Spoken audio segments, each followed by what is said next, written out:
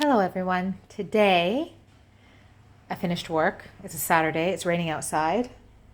And we don't have anything sweet in the house. I've decided to make a banana bread. Banana cake, banana bread. Call it what you want. I don't know. The recipe will be in the description, but I will show you what I've got.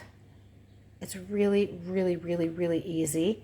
And while we're putting everything together, I'll explain to you, like, you can use this as a recipe base for other fruit cakes, different types of cakes with fruit, not fruit cakes. We have some blended up ripe banana. I had these bananas in the freezer. I never throw out fruit. When I see it's like getting time to, a bit before needing to be thrown out, I always wash it, chop it up, and put it in the freezer. So I have frozen bananas in the freezer. I took out 3 medium-size ripe bananas, blended them up. We've got some normal flour. Please do not use self-raising flour. I hate self-raising flour.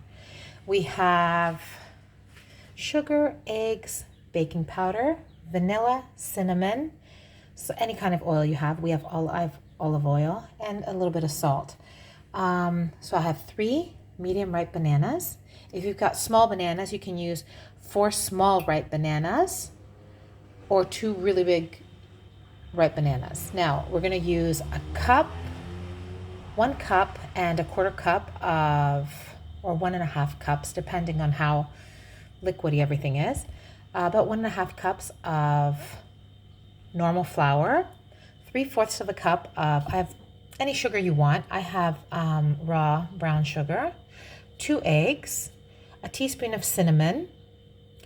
We have some vanilla. You can use 2 or 1. A whole little packet of baking powder, 1/4 of a teaspoon of salt, and around 1/4 of a cup of olive oil. This is my greased, I use a bread loaf pan. And you have to, I don't know, my cakes always stick, so I use parchment paper. Now, what we do first is put together the wet ingredients. Okay, to the wet ingredients, you add your sugar. Okay, and you whisk. Make sure everything is whisked really well. The important thing to remember with this cake is you do not need to mix a lot, especially when you put the dry ingredients in.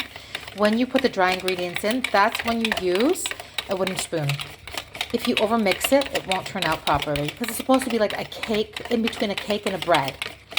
So as soon as you see, and no mixer. It's really quick, really affordable, and really easy to make.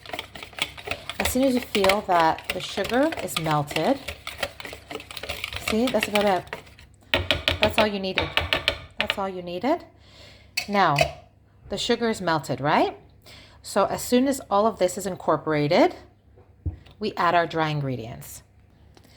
All the dry ingredients are in the bowl now. What I forgot to mention was preheat your oven. Now my oven goes up to 250 degrees. I want a preheated oven of 150, like halfway, so it slowly gets a chance to cook and to rise. Now I'm going to mix all of my wet and dry ingredients together with my wooden spoon. Do not use a whisk and do not use a mixer. That will take around 2 minutes literally, and then I'll show you my batter, and we'll place the batter in the pan, and then we'll bake it. Your batter should look like this. See? It's not too runny because it's like in between a banana cake and a banana bread. That's what we're looking for. Now I'm going to put my phone down and place the batter in the baking pan and then put it in the oven. Now this is the batter in the baking pan. As you can see, it's a loaf pan. We're going to bake it for about, let's say, 35 to 45 minutes, depending. Keep an eye on it. At the 30-minute mark, have a look. It should have risen. And it's really easy to undercook it and overcook it. So just keep an eye out. It's around 40 minutes at a 150-degree oven. What you can do, what I wanted to talk about, the variations. For example, this is a banana cake bread, let's say. If you've got apples, so you take 2 apples, peel them, grate them, and add them instead of the banana. Now, because it won't be wet enough, you add a little bit of milk. So you have strawberries. You puree your strawberries, and like I said, if it's not wet enough, you add a little bit of milk. You can make banana cake. You can add chocolate chips. You can add walnuts, raisins, whatever you want. You can make banana cake. You can make strawberry cake, blueberry cake. You can take half of it out and put some cocoa in it and make like a banana swirl chocolate cake, whatever you want. The recipe base is as it is, and it's really easy, and it's based on things you find around your home. So it's cheap, it's quick, and it's easy. Now I'm going to put this cake in the oven for, like I said, around 40 to 45 minutes, and I will get back to you as soon as it's cooked. It has been 40 minutes, and it's starting to brown on top, and there are many times which I don't get a chance to, get it out in time, and it not burns, but it gets a bit too brown. Now, the big moment. Let's see. If the knife comes out, yes. Well, yeah. Because it's hot, you're going to let it bake. See, it came out smooth. You're going to let it, not bake, you're going to let it rest for a while. And, yeah, keep it. You know what I do? I take a cloth and I cover it. And, so the top doesn't stay hard. I don't like it when the top is hard. I like it when the top is soft. So 40 minutes, preheated 150-degree oven. Your oven should be halfway. Let it cool before cutting. You must let it cool about half an hour before cutting. If you want it baked a bit more, which I don't see the reason for it to be baked a bit more. Let's see. Now it's not really, hold on.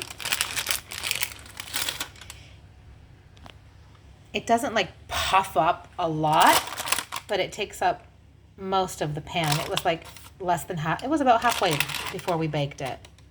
So it turns out to be a good size. It's great for lunch boxes. It's great to have with coffee. When you say you invite someone over for a coffee or for a tea, whatever, and you have no sweets at that moment, you take any fruit you have in the house. We all have flour, sugar, baking powder, stuff like that at home, and you make a quick cake, and it's really, really yummy. Not too much sugar in it. There's not chemicals and what have you. It's homemade.